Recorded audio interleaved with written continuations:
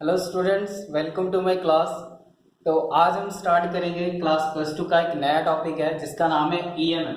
तो ईएमएफ का मतलब सबसे पहले तो आपको मीनिंग पता होना चाहिए। ईएमएफ क्या है? EMF means electro motive force. तो इलेक्ट्रोमोटिव फोर्स ये इसका फुल फॉर्म है, ये इसका मीनिंग है।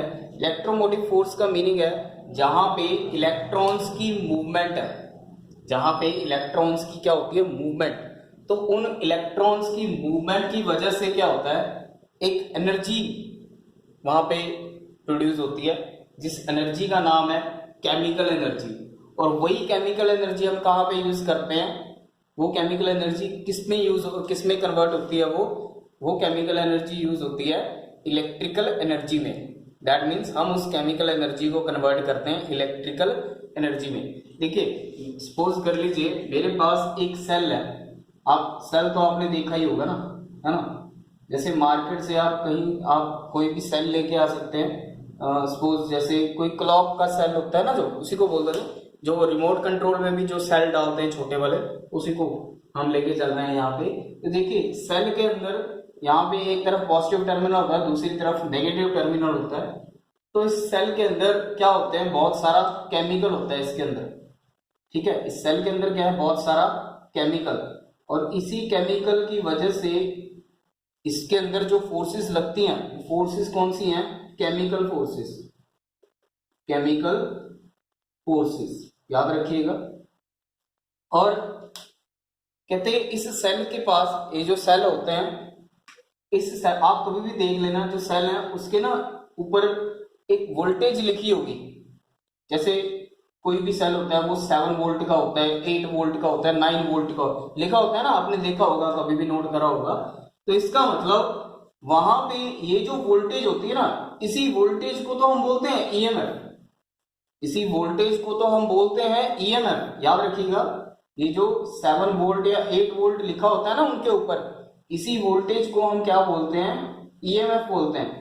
चाहे तो आप ईएमएफ बोल सकते हो, या फिर इसी ईएमएफ को हम बोलते हैं small amount of voltage. Small amount of voltage, याद रखिएगा। ठीक है, क्या बोलते हैं? Small amount of voltage. तो ये जो वोल्टेज है, ये मैक्सिमम पोटेंशियल डिफरेंस होता है, ये मैक्सिमम। क्योंकि अभी इसको हम यूज नहीं कर रहे, हमने इस सेल को किसी बैटरी, किसी वायर के साथ कनेक्ट वगैरह नहीं, कुछ भी नहीं किया। तो मार्केट से ऐसे ही हम उसको लेके आए हैं और उस पोटेंशियल को हम कहीं पे यूज नहीं कर रहे। दैट मीन्स ये जो केमिकल फोर्सेस हैं, इसके अंदर का जो केमिकल फोर्स लग रहा है वो कहीं पे अभी यूज नहीं हो रहा। ठीक है, अभी हम इस सेल को किसी वायर वगैरह के साथ कनेक्ट नहीं कर रहे। तो इसका मतलब इसके पास जो पोटेंशियल है वो क्या है? मैक्सिमम है। क्या है इसके पास? पोटेंशियल, मैक्सिमम पोटेंशियल डिफरेंस है between the terminal of the cells in open circuit. क्योंकि ओपन सर्किट है, ओपन सर्किट में क्या होता है? ओपन सर्किट में जब कोई करंट फ्लो नहीं करता, जब करंट वगैरह कोई नहीं फ्लो करता सेल्स में से, है ना? क्योंकि अभी हमने इसी को किसी कंडक्टर या वायर के साथ कनेक्ट नहीं किया। तो इसका मतलब इसके पास जो पोटेंशियल है ये मैक्सिमम है। तो इसी मैक्सिमम पोटेंशियल डिफरेंस को हम क्या बोलते हैं? ईएमएफ बोलते हैं। तो याद रखिएगा। ठीक है, अब जब हमने इस सेल को, इसी सेल को किसी वायर के साथ कनेक्ट करा, मान लीजिए इस सेल को किसी वायर के साथ जब हमने कनेक्ट करा, किसी वायर के साथ जब हमने इसको कनेक्ट करा, मान लीजिए यहां पे मैंने एक स्विच लगा दिया। ठीक है, और ये स्विच क्या है? अब क्लोज है। तो स्विच क्लोज है, तो इसका मतलब यहां से इस सेल में से करंट फ्लो करेगा, है ना? तो यहां से करंट आई फ्लो करना शुरू कर गया। जब यहां से करंट फ्लो करना शुरू कर, क्योंकि स्विच अभी क्या है? क्लोज है। तो क्लोज सर्किट में क्या होता है? क्लोज सर्किट में करंट फ्लो होता है। याद रखिएगा, क्लोज सर्किट में करंट फ्लो करेगा। तो इसका मतलब जब करंट फ्लो करेगा तो वहां पे जो पोटेंशियल होगा, वहां पे जो पोटेंशियल होगा दो टर्मिनल्स के बीच का, टर्मिनल्स ये प्लस टर्मिनल और ये माइनस टर्मिनल, दो टर्मिनल्स के बीच का जो पोटेंशियल होगा, उस पोटेंशियल को हम क्या बोलेंगे? Terminal potential difference. याद रखिएगा, उस पोटेंशियल को क्या बोला जाता है? Terminal potential difference. क्योंकि अब ये ईएमएफ जो है ये कन्वर्ट हो रहा है, क्योंकि यहाँ पे ये जो केमिकल फोर्सेस अब ये जो केमिकल फोर्सेस हैं, ये केमिकल फोर्सेस कन्वर्ट हो रही हैं इलेक्ट्रिकल फोर्सेस में, है ना, इलेक्ट्रिकल फोर्सेस में कन्वर्ट हो रही हैं। कहने का मतलब है इसके अंदर की जो केमिकल एनर्जी है वो केमिकल एनर्जी किस में कन्वर्ट हो रही है, इलेक्ट्रिकल एनर्जी में कन्वर्ट हो रही है। क्लियर। तो अब इसके बाद यहां पे जो पोटेंशियल क्रिएट होगा, उसी पोटेंशियल को हम क्या बोलेंगे, टर्मिनल पोटेंशियल डिफरेंस, या फिर टर्मिनल वोल्टेज भी कह सकते हो। क्या बोल सकते हो, टर्मिनल वोल्टेज। ये आपने अच्छे से इसको याद रखना है, ठीक है। तो नेक्स्ट हमारे पास है, हम रिलेशन ड्राइव करेंगे यहाँ पे, इंटरनल रेजिस्टेंस और EMF E and terminal voltage V. देखिए यहाँ पे तीन चीजें हैं हमारे पास, एक तो ये ईएमएफ हो गया, ठीक है, एक टर्मिनल वोल्टेज है वी, दूसरा ये इंटरनल रेजिस्टेंस आर। तो इन तीनों के बीच में हमने एक रिलेशन यहाँ पे ड्राइव करेंगे। तो देखिए यहाँ पे मेरे पास ये जो सेल आप देख रहे हो, ये सेल है मेरे पास एक, ठीक है। आपने ऐसा सेल देखा होगा, आपके घर पे भी होगा, ठीक है, क्लॉक वगैरह में हम डालते हैं ना, या फिर कोई टॉय कार होगी या रिमोट वगैरह हो गया तो उसमें आप डालते हो ये सेल, है ना। तो मैं आपको बता दूं, इसके ऊपर का जो वोल्टेज है, वो इसका खुद का जो वोल्टेज है वो कितना है, वो है 1.5 वोल्ट का ये सेल है, ठीक है। अब यहाँ पे देखिए ये जो 1.5 वोल्ट है ना, ये 1.5 वोल्ट, ये क्या है, इस सेल का ईएमएफ, याद रखिएगा, ये इस सेल का ईएमएफ है ना, इस सेल का क्या है, ईएमएफ। तो यही सेल हमने ऐसा ही कुछ सेल हमने यहाँ पे लिया, ठीक है, और इसी सेल का खुद का अपना एक रेजिस्टेंस होता है जिसको हम बोलते हैं इंटरनल रेजिस्टेंस। याद रखिएगा, इस सेल का खुद का एक इंटरनल रेजिस्टेंस होता है जिसको हम स्मॉल आर से डिनोट करते हैं, और यहां से हमने इस सेल को एक्सटर्नल रेजिस्टेंस के साथ कनेक्ट कर दिया, जिसको हम लोड भी बोलते हैं, ठीक है। तो यहाँ पे देखिए, तो यहाँ पे ये जो सेल है इसके पास ये 1.5 वोल्ट का ये सेल है, तो इसका मतलब इसके पास क्या है, ईएमएफ, कुछ ना कुछ इसके पास क्या है, ईएमएफ है। ईएमएफ हम ई के साथ डिनोट करेंगे, ठीक है। तो अभी देखिए यहाँ पे हमको ईएमएफ तो पता लग गया। तो जब हम इस सेल को किसी वायर के साथ कनेक्ट किया, जब मैंने इस सेल को किसी वायर के साथ कनेक्ट करा, तो कनेक्ट करने के बाद इसका जो ईएमएफ है, ये जो ईएमएफ है ये किस में कन्वर्ट हो जाएगा, ये कन्वर्ट होगा टर्मिनल वोल्टेज में।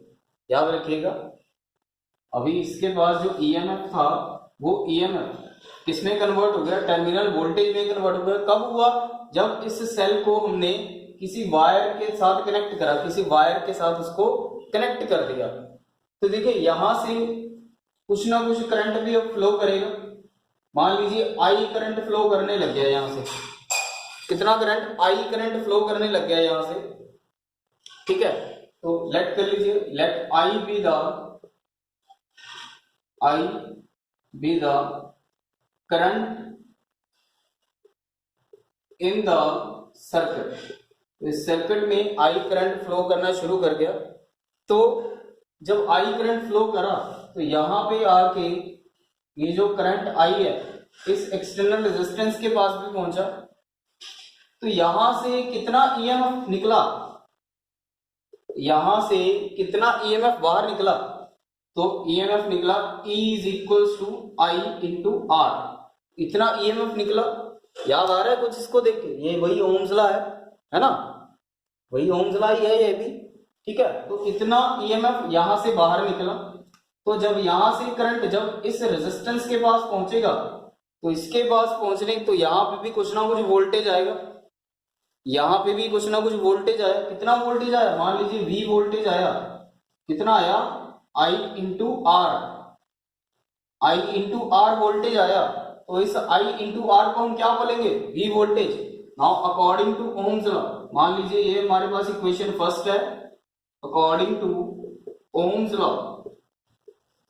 लॉ हमने पढ़ा हुआ है, V is equals to I into R. ये सेकेंड इक्वेशन लेट कर लीजिए। नाउ सेकेंड इन फर्स्ट, तो E is equals to I into R plus V, ठीक है। तो इतना हमारे पास EMF आ गया।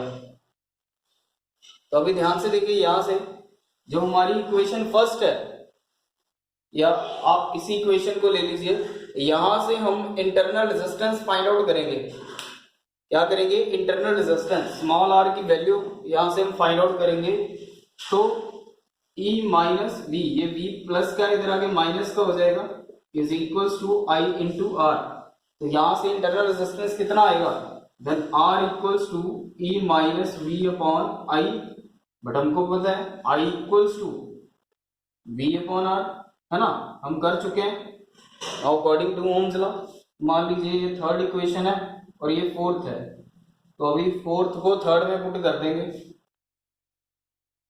So now fourth in third, result कितना आएगा हमारे पास? Then R equals to E minus V upon R। तो इसको रेसिप्रोकल कर देंगे तो R कितना आ जाएगा? तो E minus V upon V into R। तो इसके बाद next R equals to E upon V minus 1 into R। यानी कि इसको और थोड़ा सिंप्लीफाई कर दिया इसी इक्वेशन को, ये वाली जो इक्वेशन आपको नजर आ रही है, इसी इक्वेशन को और सिंप्लीफाई किया तो ये रिजल्ट बन गया, ठीक है। तो ये जो रिजल्ट बना, ये रिजल्ट बहुत इंपॉर्टेंट है, और आपको इसी रिजल्ट का हम आगे वाले आने वाले जितने भी डेरिवेशंस होंगे उसमें यूज करेंगे।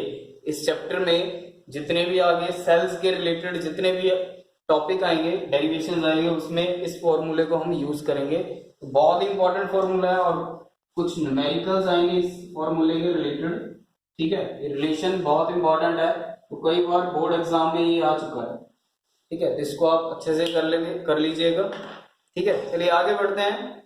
आगे हम डिस्कस करेंगे सेल्स के कॉम्बिनेशंस के बारे में, जहां पे हम बोलते हैं ग्रुपिंग ऑफ सेल्स के बारे में।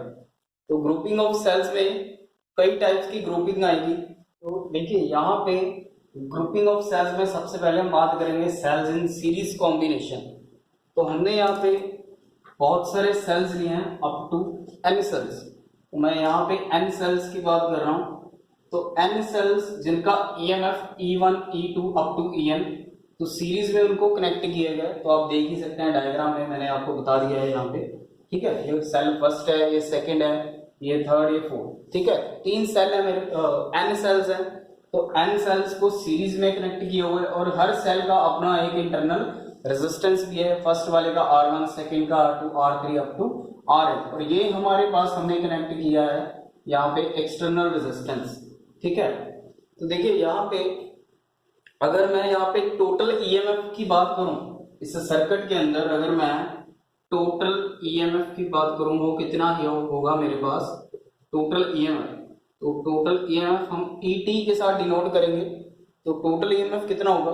जैसे E1 plus E2 plus E3 up to En। तो ये हमारे पास टोटल EMF है। मान लीजिए इस इक्वेशन को हम फर्स्ट लेट कर लेते हैं, this is the equation number first.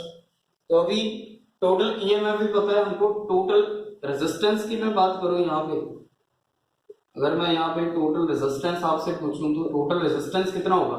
तो total resistance RT stands for total resistance, that is equals to, एक तो ये वाला भी साथ में कनेक्ट है ना, एक्सटर्नल रेजिस्टेंस R प्लस उसके साथ के जितने भी सेल्स के इंटरनल रेजिस्टेंस है उन सभी का सम, है ना। तो R1 plus R2 plus R3 up to Rn, ये हमारे पास क्या आ गया? टोटल रेजिस्टेंस, ठीक है। तो हमारे पास EMF भी है, टोटल EMF भी है हमारे पास, और टोटल रेजिस्टेंस भी है। तो अगर मैं यहाँ पे बात करूं इस सर्किट के अंदर कितना करंट फ्लो कर रहा है, ऑब्वियसली यहाँ I करंट फ्लो करेगा ना। तो I करंट फ्लो कर रहा है, तो therefore current supplied by by कौन कौन कर रहा है, कॉम्बिनेशन हो रहा है, कॉम्बिनेशन कर रहा है, कौन किसका कॉम्बिनेशन कर रहे हैं, सेल्स का combination, by the combination of cells. तो सेल्स से करंट फ्लो हो रहा है, तो कितना होगा, I is equals to total EMF upon total resistance, इतना होगा ना, क्लियर। तो I is equals to E1 plus E2 up to En upon R plus R1 plus R2 plus plus plus up to R। ये आ गया हमारे पास, इतना current flow करेगा। तो अगर मैं बात करूं यहाँ पे, देखिए अगर मैं इसको थोड़ा और सिंप्लीफाई करके लिखूं तो कैसे लिखा जाएगा ये, मेरे पास देखिए यहाँ पे ये जो ईएमएफ है, कितना ईएमएफ है मेरे पास, एन ईएमएफ है ना, मेरे पास कितना ईएमएफ है, एन ईएमएफ। तो मैं इसको लिख सकता हूं एन इंटू ई, है ना, एन इंटू ई, एन ईएमएफ है मेरे पास, क्योंकि सेल्स कितने हैं, एन सेल्स हैं, तो टोटल ईएमएफ कितना हो जाएगा, टोटल ईएमएफ हो जाएगा मेरे पास एन इंटू ई, ठीक है। तो अगर मैं यहाँ पे रेजिस्टेंस की बात करूं तो रेजिस्टेंस कितना है मेरे पास, रेजिस्टेंस है capital R plus R1 plus R2। ये यहां पे देखिए R1 प्लस R2 को मैं ऐसे लिख सकता हूं N इंटू स्मॉल r, क्योंकि मेरे पास टोटल इंटरनल रेजिस्टेंस कितने हैं, N रेजिस्टेंस है, टोटल इंटरनल रेजिस्टेंस की बात कर रहा हूं मैं यहाँ पे, तो कितना होगा R plus N into R। ये हमारे पास रिलेशन आ जाएगा करंट का, तो इतना करंट फ्लो करेगा, ठीक है। अभी मैं यहाँ पे अगर स्पेशल केस की बात करूं, इसके दो स्पेशल केस हैं, तो स्पेशल केस में हम बात करेंगे, अगर मेरे पास रेजिस्टेंस की वैल्यू, एक्सटर्नल रेजिस्टेंस की वैल्यू बढ़ जाती है, इफ फर्स्ट केस की बात कर रहा हूं, अगर मेरे पास इस एक्सटर्नल रेजिस्टेंस की वैल्यू ज्यादा हो जाती है, external resistance is very very larger than the internal resistance of the cell, तो मेरे पास I की वैल्यू कितनी आ जाएगी, क्योंकि ये तो निगलेक्ट ही हो जाएगा ना, ये तो निगलेक्ट हो जाएगा, तो करंट कितना आ जाएगा, n E upon capital R, इतना हमारे पास करंट आ जाएगा, ठीक है। अगर सेकंड केस की बात करूं तो ये फर्स्ट केस है, सेकंड केस में अगर मैं बात करूं, अगर मेरे पास इंटरनल रेजिस्टेंस की वैल्यू अगर ज्यादा हो जाती है एक्सटर्नल रेजिस्टेंस से, अगर इंटरनल रेजिस्टेंस की वैल्यू एक्सटर्नल रेजिस्टेंस से ज्यादा है, तो करंट कितना होगा, करंट हो जाएगा n E upon n small r, तो एन के साथ तो एन कैंसिल ही हो जाएगा, तो वैल्यू कितनी आ जाएगी, ई अपॉन r। तो यहाँ पे देखिए इतनी हमारे पास वैल्यू आ जाएगी, I is equals to E upon r, ठीक है। तो ये दो स्पेशल केस हैं, तो ये भी आपने अच्छे से याद रखने हैं, ठीक है। तो ये था हमारा grouping of cells in series combination, ठीक है। तो आई होप आपको ये समझ आ गया होगा, ठीक है।